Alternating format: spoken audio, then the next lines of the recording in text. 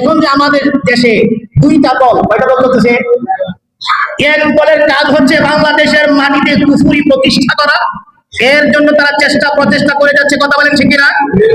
আরেক দলের কাজ হচ্ছে বাংলাদেশের মাটিতে আল্লাহর জমিনে আল্লাহর আইনকে বাস্তবায়ন করার জন্য চেষ্টা করে যাচ্ছে, কথা বলেন ঠিক কিনা?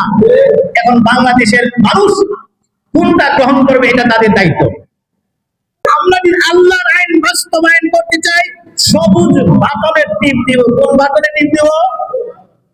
আর যদি কুফরি মতবাদ প্রতিষ্ঠা করতে চান, তাহলে লাল বাটনের টিপ দিবেন।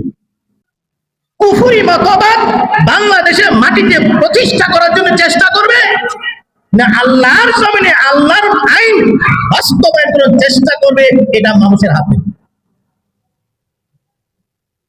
কথা বুঝতেছে? আমরা যাকে আনবো ওই শাসক আমাদের সাথে যেমনই ব্যবহার করবে, যেমন অতীতে করেছে সামনেও করবে, কথা বলেন ঠিক কিনা?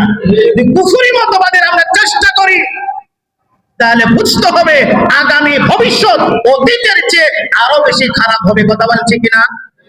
কিন্তু যদি আমরা সচেতন মুসলমান, বাংলাদেশের মাটিতে প্রায় 90% মুসলমান বাংলাদেশের মাটিতে বসবাস করে। বাংলাদেশের মুসলমানরা কি চাইবে? বাংলাদেশের মাটিতে কুফরি মতবাদ প্রতিষ্ঠিত হোক, না আল্লাহর জমিনে আল্লাহর আইন প্রতিষ্ঠিত হোক? আল্লাহর জমিনে আল্লাহর আইন বাস্তবায়ন না হোক চান না কে কে? তার অর্থ হলো সবাই চাই, কথা বলেন ঠিক কিনা? আল্লাহর জমিনে আল্লাহর আইন বাস্তবায়ন হবে, কুরআন হাদিসের আলোকে বাংলাদেশের শাসক সরকার শাসন করবে, এটা কে কে চায়? হাতে দেখাবো দেখি। নারে তাকবীর, বিল্লাহি তাকবীর।